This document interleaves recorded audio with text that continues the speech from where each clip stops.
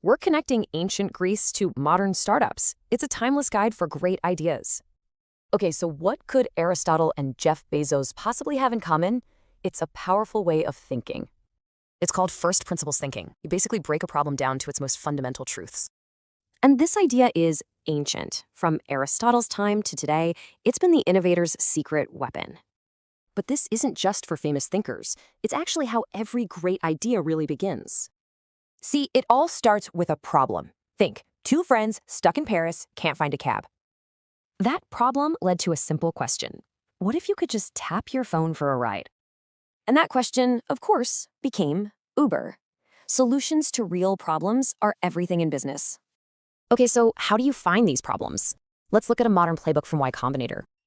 A whopping 70% of their top companies found their ideas organically, not by forcing them. So the best ideas come from what you already know and what you're curious about. All right, but if you need an idea right now, here are a few recipes to try. But a quick heads up, watch out for tar pit ideas. They seem simple, but they're a trap. Remember, your idea is just a starting point. As Paul Graham says, it's not going to be perfect. So once you have that starting point, the most important step is next, validation. It's like this. Customers don't buy products. They hire them to get a specific job done. The best way to do this? Talk to users. But trust me, there's a right and a wrong way. It's called the mom test. Don't ask if your idea is good. Ask about their life.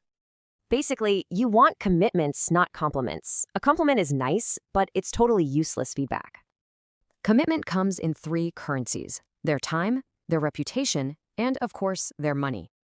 So, how do you know if a meeting was good? It ends with clear next steps. So you see, from Aristotle's logic to a pre-order, the process is identical. Seek the truth. So, here's the question for you. What fundamental assumption will you question first?